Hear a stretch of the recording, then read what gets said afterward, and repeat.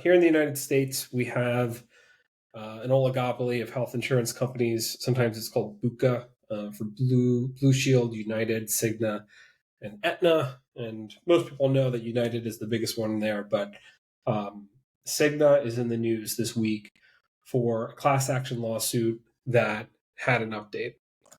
And it goes something like this. Your doctor recommends a routine diagnostic. It goes through your insurance. It gets denied. You get a letter. The letter is very generic. It doesn't seem to address any particular medical concern. And you have a decision to either just pay for the test out of pocket or go and appeal it. And what happened is Cigna found that a lot of the time they could just go ahead and deny these things, reduce their exposure, the amount of money they had to pay out, and patients would not fight it. Okay. On average, the patients would not fight it, and they would have to work with their doctor to appeal it if they wanted to get it covered. And then some amount of time, the patients would just pay it out of pocket. Tests mostly in the several $100 range, expensive enough that Cigna wanted to review them, but not so expensive that they had actual medical review. And Cigna had a system called PXDX, which was, I guess, prescription diagnostic matching. It was very simple from an AI perspective. It's an old system, it sounds like, according to the articles, at least 10 or 20 years old, ran on basic artificial intelligence, so just conditional logic if-then. So if no diagnostic code, then deny the claim.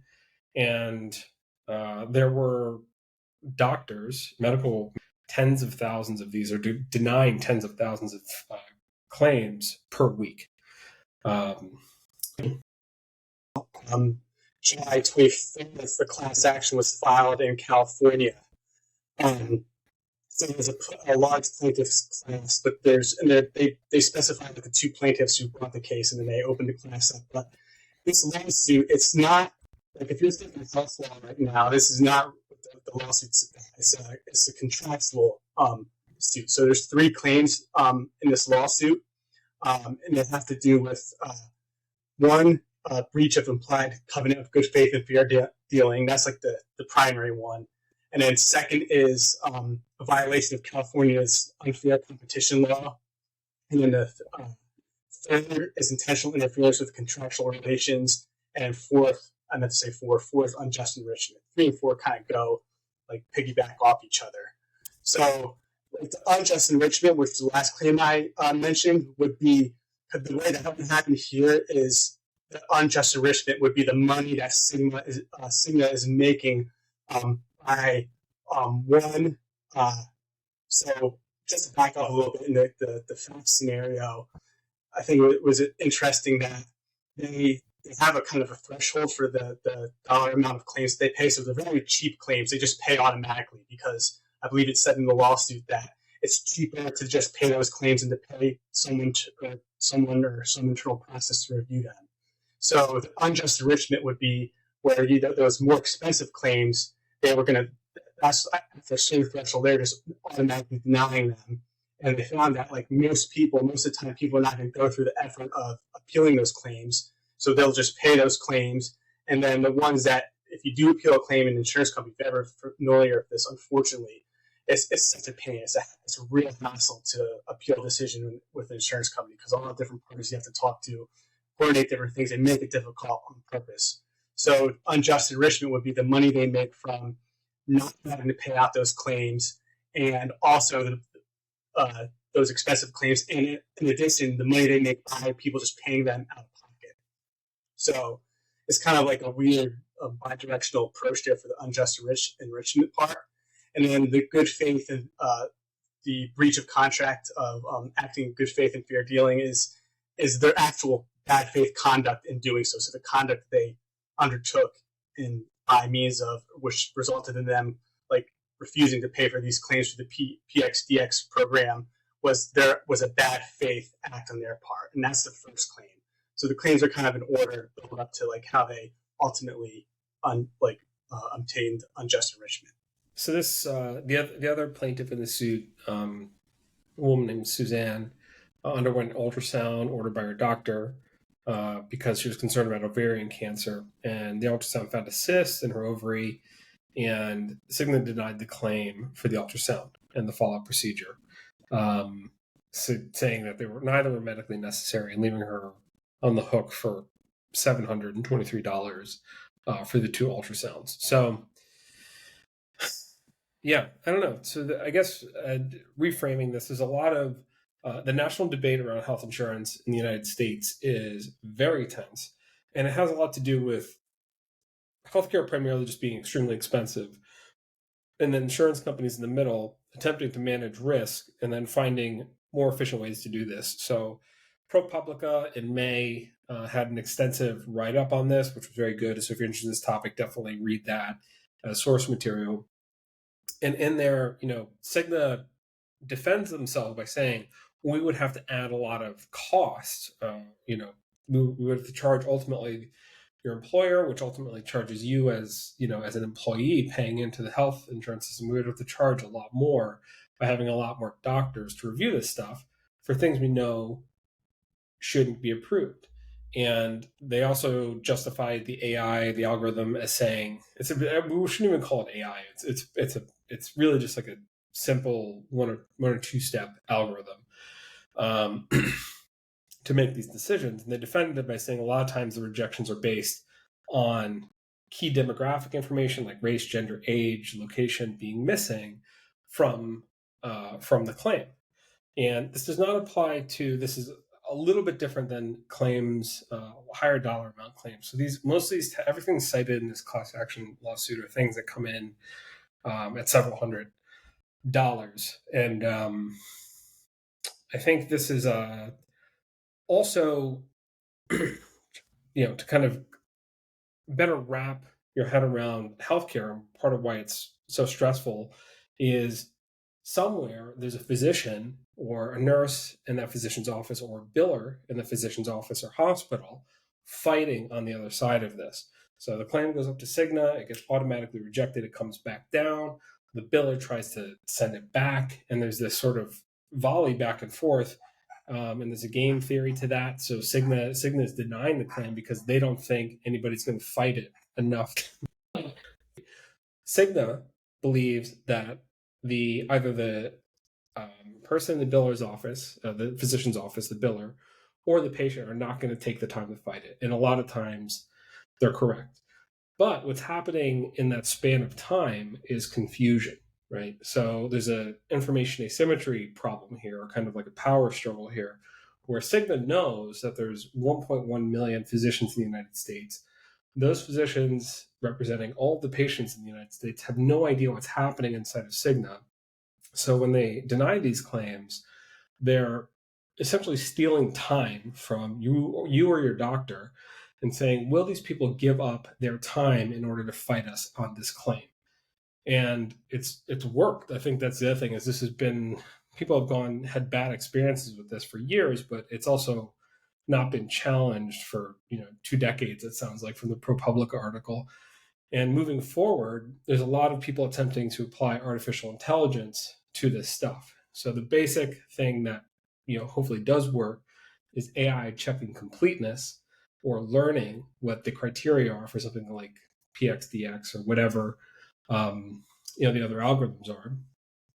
And that will hopefully, we're on the side of innovators hopefully doing that. The other element from a technology best practice perspective, or what would be ideal here, is these algorithms would potentially be observable in open source. And I think that is, as a technologist, that's the thing I would like to see the most. Is the most just thing is how these decisions are made are available in code that computer scientists working on behalf of the medical community or public health organizations can look at the code and evaluate how the algorithm is working.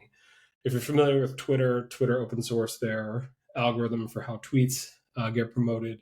There's a similar idea here. It's like this algorithm is driving so much stress and potentially so much negative clinical outcome for patients, and as a byproduct, wasting physician resources and burning a lot of physicians out. A lot of physicians leave practice because of these billing issues.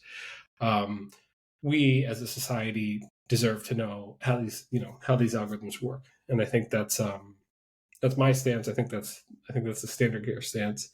So legally, Mike, do you have any thoughts on this? Not really legally. I don't know if you remember this off the top of your head, but one thing I found kind of interesting was the amount of claims per second or per minute. They had like a stat in there that the Cigna doctors were the rate at which they were denying claims is like something that's requires superhuman powers. It's like how something several thousand per minute. I got that right? Yeah. ProPublica calls out. They pick on Dr. Cheryl Dopke as the MVP, and I guess Dr. Dopke denied 60,000 claims in a single month. So that's like, can't do the math. That's like 2,000 a day or something like that.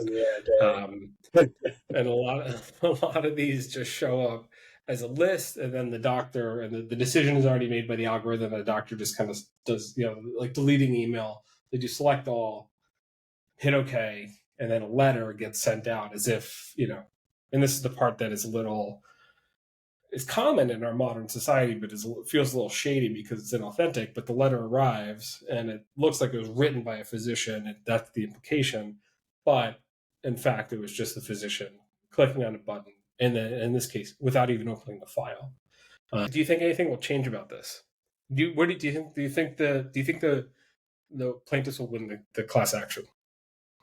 Even if they do, well, it depends on what the court, because this is just a California case. So whatever the outcome of the case is, it won't be binding to Cigna.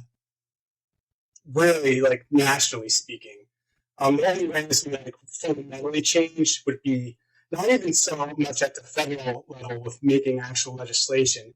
Well, let me correct that. Legislation that would make it more costly for them to not comply with whatever the new regulation or new policy is that it does right now. So however much money they're making right now, if a new policy is enacted, which makes it so costly that it's not worth the risk, the payoff, then that's the only thing that is like the economic factor. Is the only thing I think can really realistically change it. Yeah. All right. So we'll come back to that. This tees off a story we touched on a couple of episodes ago, which was a startup that provides AI to review Medicare claims. So this is happening everywhere. Obviously, it's just the level of sophistication of the AI, how transparent it is, how powerful it is, and then how correct it is in terms of being able to personalize the approval / denial to the needs of the person. And hopefully it gets radically better soon.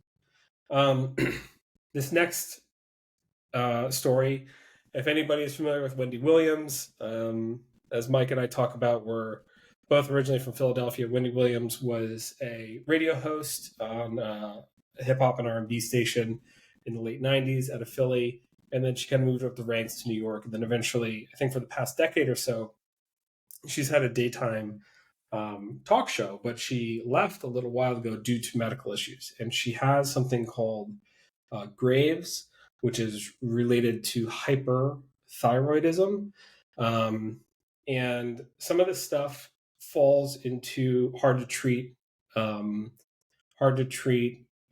disease. It's actually undertreated and persists longer than it should, and even though it's not hundreds of millions of people dealing with it, there's still tens of millions, or if not several million people in the United States dealing with this stuff.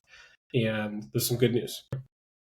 The thing I was piggybacking off of this has to do with a venture firm providing or getting was it a round B funding to a company that specializes in GPCR therapeutics. So GPCR is G protein coupled receptors.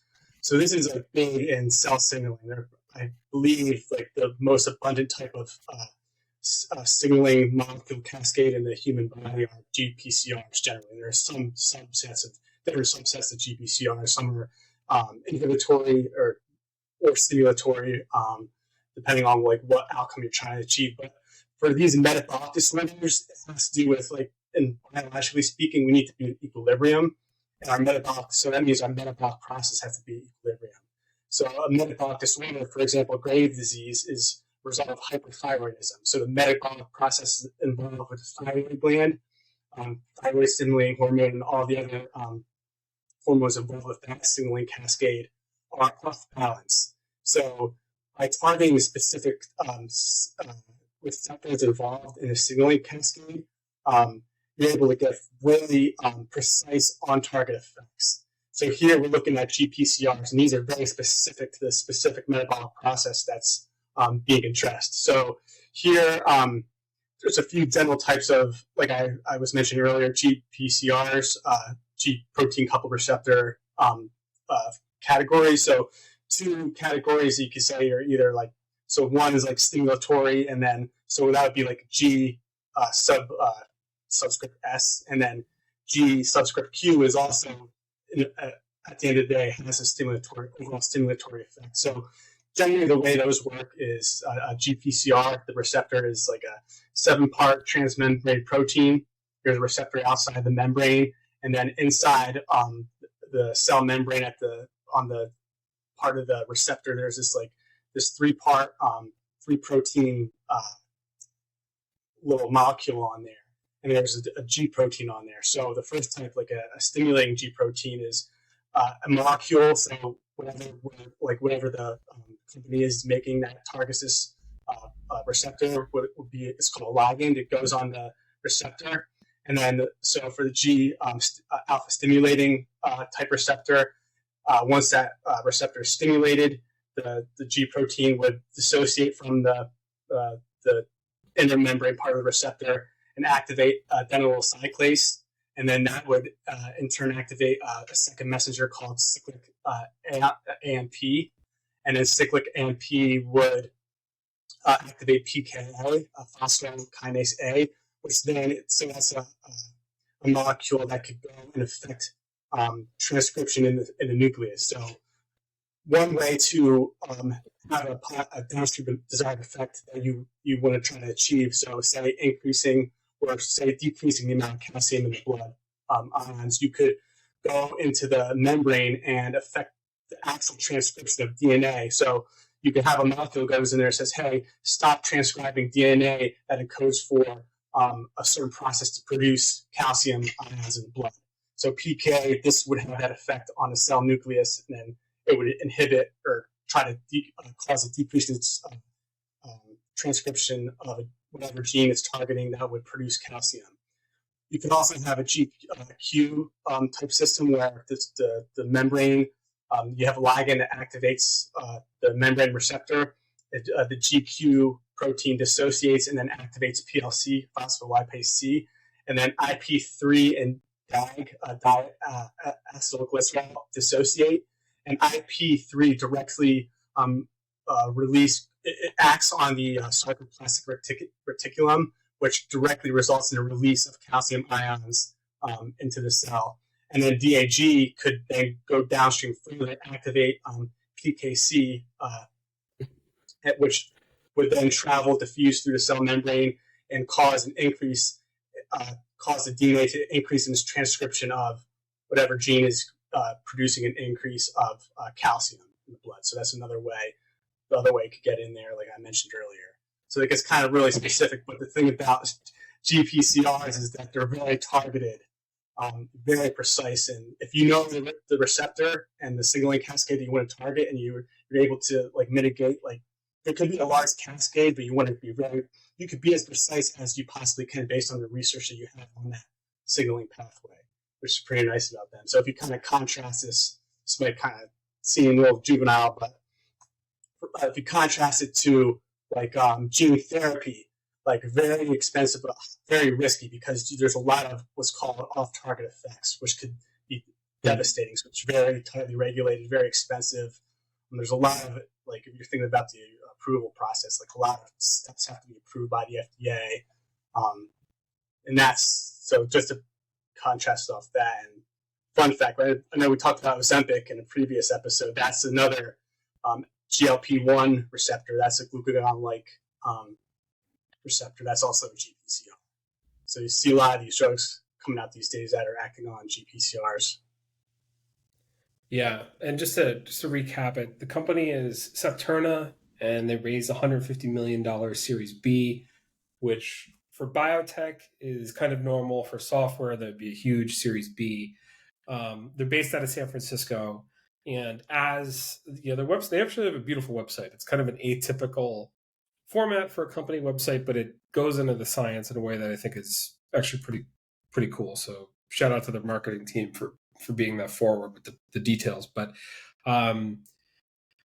GPCR superfamily has yielded more than 700 drugs across all major therapeutic areas, yet vast potential for new medicine remains. So so they're kind of opening up this platform. It's very promising. I didn't know anything about this. Mike had explained to me several times, and I'm still struggling. But it seems extremely promising, and it fits with the extreme hype and excitement around semaglutide, Wegovy, Ozempic, and that kind of thing, because it offers a new platform to dig deeper into the mechanisms of action that those drugs do. So, the side effect profiles of Ozempic have been pretty good. There's some news stories this week about, paralysis of the gut and that kind of thing, but there's not a very high incidence of that. But presumably, Septerna's technology will go to the next level. But as we open up the story, it fits in with grave disease and hyperthyroidism because the first indication in the pipeline that they're targeting is there. So congratulations to that team, and look forward to hopefully that proliferating. All right. And the next and final one is a story out of Nebraska. This is a really sad story, and it crosses over with religious and moral and ethical things. We looked at what was being said about this on TikTok and on social media, and a lot of the takes were bad, if I'm honest. So, at a very high level, a young woman. Imagine you're in the situation. You're a teen, or maybe in college. You or your partner gets pregnant, and it's not the time yet. You want to have an abortion. What do you do? Well, abortion. Roe v. Wade, was recently turned over, and abortion in Nebraska is particularly frowned upon, evidently. And a young woman there named Celeste Burgess went through a horrible experience in 2022. Where it does sound like she's culpable for some of the things. We won't get too into the details, but she got pregnant. She terminated the pregnancy using hormonal pills that are normally available, FDA approved, but they're typically indicated to be taken in the first 10 weeks of pregnancy. And she took them much later. And she ended up having a stillborn child, and then did not handle, tried to bury the stillborn child, did not handle it correctly with a hospital and with the authorities, and that led to a legal investigation. And one of the things that happened was they subpoenaed her medical records, and then they also subpoenaed Facebook, or they had a warrant for Facebook chats. And that's part of the angle of the story that we wanted to talk about, which is ways in which your personal medical data can be used. Is admissible in criminal proceeding, or to be used by the government in some way, and the circumstances around that. Mike, do you have a strong opinion about how first the medical records in this case, and then the Facebook messages were managed by the authorities? Yeah, so that one is important here of how it happened. So the way you get medical records legally, and this is federal law, so this would be the same in any state, is by issuing, or if you're an investigator, obtaining a HIPAA subpoena, and that's specific to medical records. So you have, it's a pretty high bar because it's in the HIPAA law, and the purpose of it is to give enhanced privacy to health records. So if you're able to show a compelling reason that you need to obtain medical records, just not the whole So with HIPAA subpoenas have to be specific. You can't just, hey, give me the patient's entire record. It has to be, I'm looking for records specifically pertaining to this condition, this date range, etc. So I didn't have access to the New York Times article, but it sounded like there was, correct me if I'm wrong, an investigator involved who she was talking to, and that's something she said directly was used as evidence. Like pretty much said, like, what is the facts here? Again, just to give us relevant background, so I'm not misquoting it. She opened up her phone to check the dates. And that led to them realizing that the conversation had happened between her and her mother over Facebook Messenger.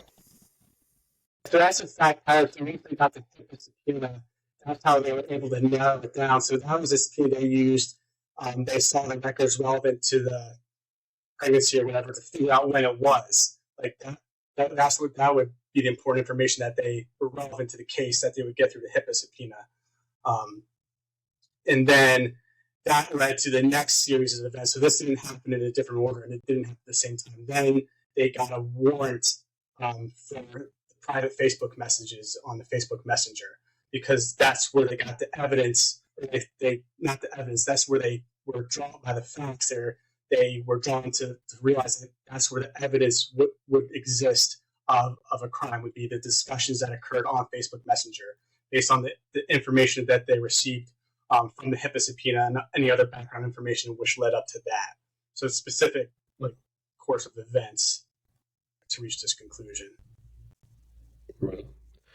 I think that's it for us. It's the middle of summer. It's a little bit of a slow news week, and we are thankful to have you.